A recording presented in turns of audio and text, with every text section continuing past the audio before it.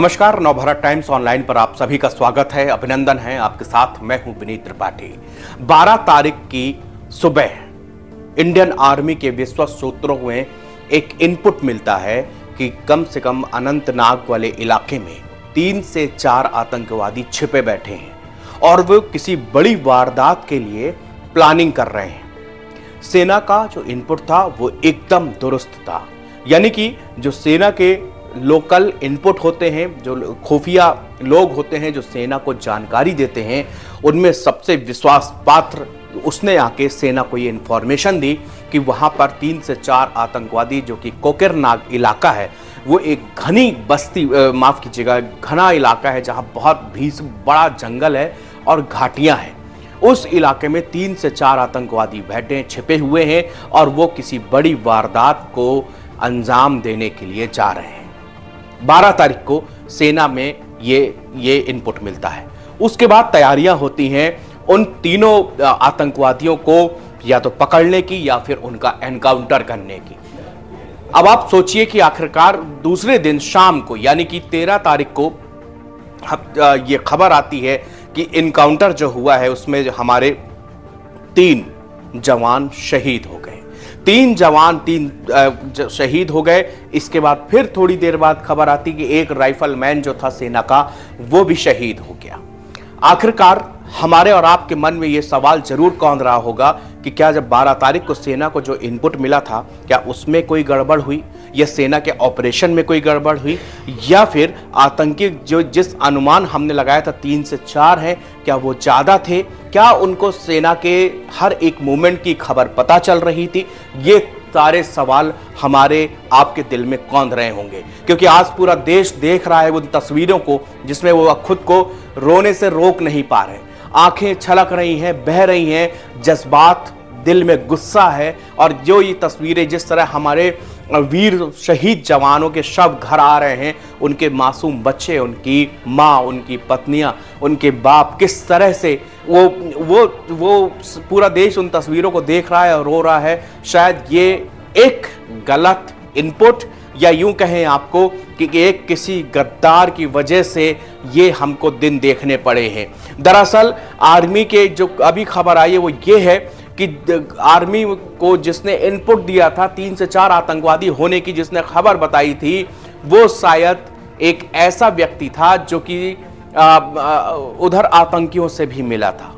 जी हाँ, आपने फिल्मों के दौरान कई ऐसे सीन देखे होंगे, लेकिन जिस तरह से बीते 3 दिनों से एनकाउंटर अभी तक जारी है, अभी भी वो जो आतंकी हैं 3 वो बिल्कुल अनंतनाग के कोकरनाग इलाके पे छिपे हुए हैं। अब वो इतना पहाड़ी इलाका है, पूरी तरह से जंगल है, और वो आतंकी उस लोकल एरिया के हर एक रास्तों को पहचानते हैं, कहाँ छिपना है इसके बारे में भी उनको पता है। इसीलिए जहां जहां सेना ने घेराव किया है, इसके अलावा अब जो है ड्रोन से हमले किए जा रहे हैं, ड्रोन से उनकी लोकेशन ट्रैक की जा रही है और वहां पे बमबारी की जा रही है जहां पे भी लग रहा है कि आतंकी यहां छिपे हो सकते हैं। लेकिन अब आप ये बताइए कि जिस तरह से सेना का ये इनपुट मिला कि यहाँ पर आतंकवादी छिपे हैं, लेकिन वहाँ पर उसी व्यक्ति ने जब जाके टेररिस्ट वहाँ आतंकियों को ये बताई कि हमने सेना को ये सूचना दे दी है और आर्मी की मूवमेंट होगी, तब उन्होंने ये घात लगाकर एक पूरा जाल बुना और उसी जाल में हमारे वो सैनिक फंस गए। शहादत की वो तस्वीरें जो हिंदुस्तान देख रहा है, सबकी आंखें नम हैं। ये उसी गद्दार की वजह से हुआ जिसने सेना को एक गलत रॉन्ग इनपुट दिया था।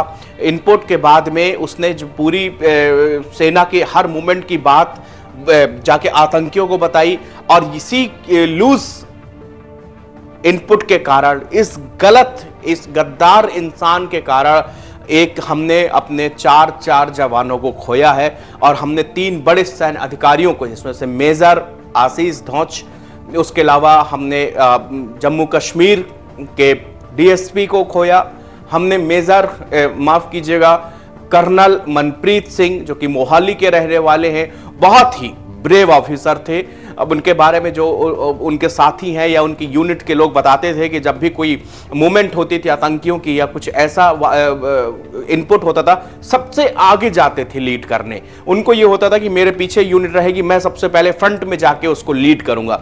ऐसे जिनको वीरता पदक से नवाजा गया हो, जिसने 2016 में बुरहान वानी जैसे आतंकवादी को हो, जिसको वहां के लोग पोस्टर बॉय मान चुके थे, उस बुरहान वानी के हर एक उनके वीडियो वायरल होते थे और फिर सेना के ऊपर पथराव किया जाता है। आपको याद होगा 2016 के पहले 2014-15 बुरहान वानी बहुत बड़ा एक पोस्टर बॉय बन के सामने आया था। उस बुरहान वानी को मारने वाले भी कर्नल मनप्रीत ही थे जो इस एनकाउंटर में शहीद हो गए। इसके अलावा मेजर आशीष जो कि उसमें शहीद हुए हैं एनकाउंटर में, उन सबके आज पूरे देशवासियों की सांत्वनाएं की प्रार्थनाएं इन परिवारों के साथ है। लेकिन खबर इतनी सी कि वहां पर जो भी कुछ ये घटना घटी है वो किसी ना किसी गद्दार के वजह से, जिसने कि सेना को गलत इनपुट दिया, और जो सेना को इनपुट दिया इसकी जानकारी उन्हें आतंकवादियों को दी।